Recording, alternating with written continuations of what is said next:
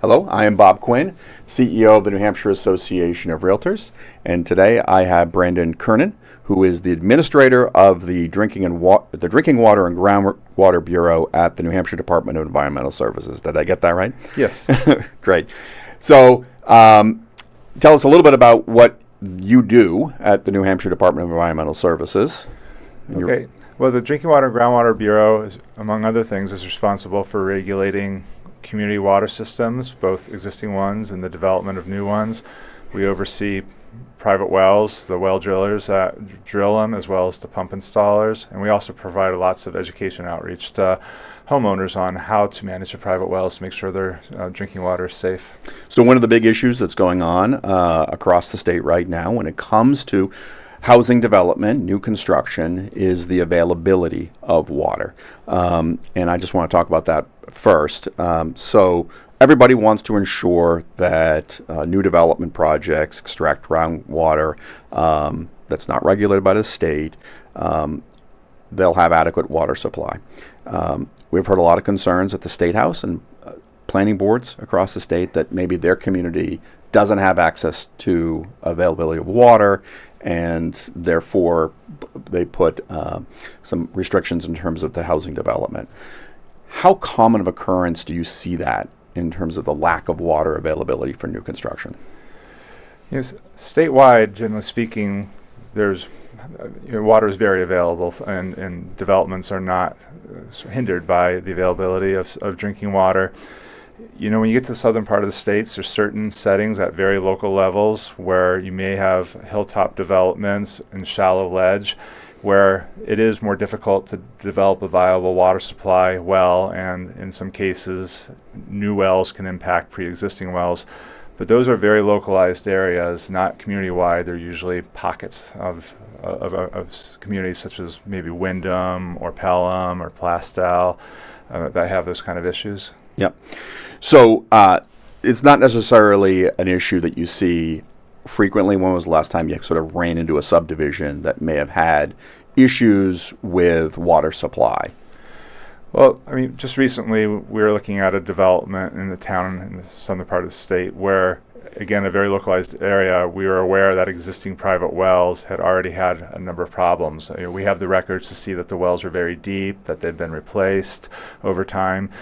And there was a new community water system proposed that when they pumped that well, you could see it was interconnected with those nearby wells. And so we had to take measures to make sure that as we approved this new well, the existing wells would continue to be viable. So I'd say maybe once or twice a year we have that issue. But again, it's very specific areas of the state, and some parts of the state I've never seen those kind of problems. So when we talk about subdivisions, and you mentioned community wells, so maybe give a definition of what a community well is, but you also see with subdivisions, you might see municipal water coming in, or those subdivisions having individual private wells on each of the lots, correct?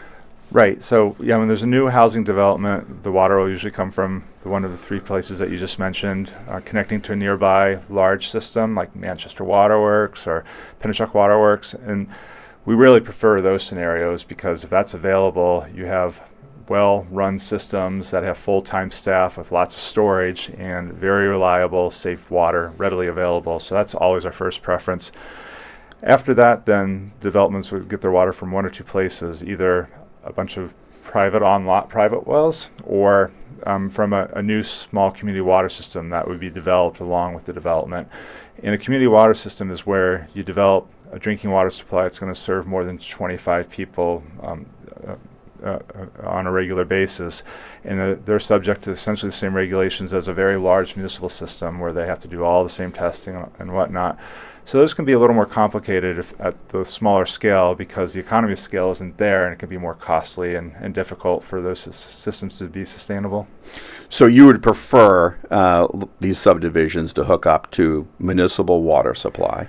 And do you find that a lot of municipalities are open to that concept, or do you find resistance? That's a very site-specific question. You know, in the southern part of the state, our population center, we're fortunate in that Manchester Waterworks and Pennachuck Waterworks serve far beyond Nashua for Pennachuck and far beyond Manchester for Manchester Waterworks. And they have very very good supplies.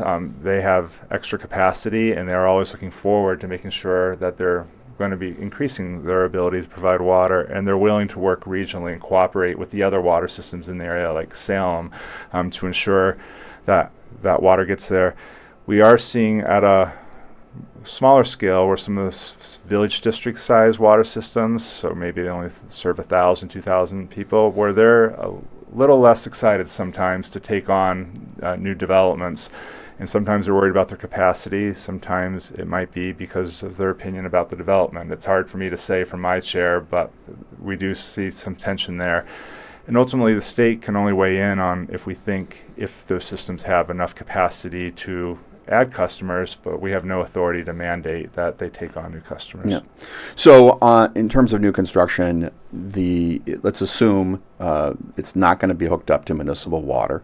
How does either a developer, a property owner, or a municipality better understand access and availability to water resources at that site? It's a good question, and I think that's a really important question to ask, because we would like to see that question asked before the project gets too far.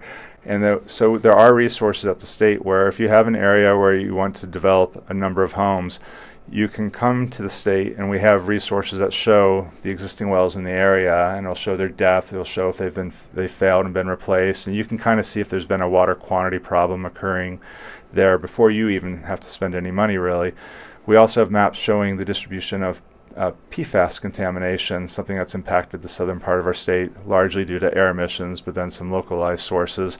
And so you can get a sense if there's any specific water quality concerns or water quantity concerns before you do too much work. And you can also talk to the department about your project before you have any official submittals, and just talk about options for developing a water supply.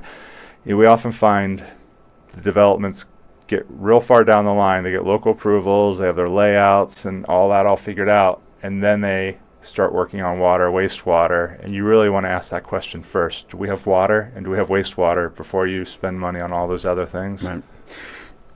Something we've experienced over the past couple of years, potentially in localized areas, is a drought. So if I'm a private property owner with a private well, what should I be aware of or looking for in terms of future drought conditions and how that's going to impact my well? So we have had intermittent droughts over the last several years, and we have seen a number of wells fail during that. And since I've been at the department for 2.5 decades, it seems to come in waves where we have periods of wetness and then periods of dryness, and it's hard to say what the future will hold. But the thing any homeowner can do if they want to protect their well and not potentially have to deal with costly repairs or replacements is to really minimize outdoor irrigation, lawn watering. We see mostly in areas where there's a lot of irrigation, that's where wells fail, because that's a large amount of water. You actually don't use that much water, generally speaking, inside. Especially for newer homes, the appliances are very efficient, and that's just how they're made these days. Without even trying, they're efficient. And you're also generally returning water used indoors back to a leach field on site, so you're keeping it in the local area. When you are watering lawns, you're not recycling water. It's as if you're putting it in a truck and driving it away. It's either evaporating on the vegetation or it's transpiring on the vegetation, but it's not recharging the aquifers. So when you develop a new development, minimizing lawn space, using natural landscapes, or even if you really need to have lawns, making sure you have a lot of topsoil so you don't need to throw a lot of water at it to keep it green. Those are the kind of things you can do to protect your water supply well. Great. And we've dealt recently with some new laws pertaining to PFAS contaminants in terms of notification to buyers. And the department does have resources and potentially funds available to property owners who are impacted on their private wells with PFAS contaminants, correct? That's correct.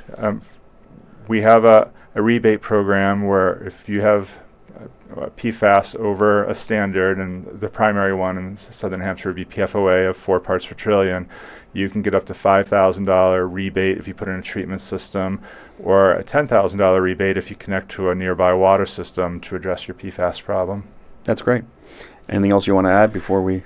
I just encourage people when they're thinking about wells also to think about testing private wells, and the state has a great website. Just go on any search engine and type New Hampshire, be well informed, and it'll get you to a website where it can give you guidance on how you should test your well, and it has a tool on how you can interpret the results and what type of treatment you can put in to address anything that might be over standard. That's great information. I appreciate it. Thanks for being here, Brandon. All right, thank you. All right.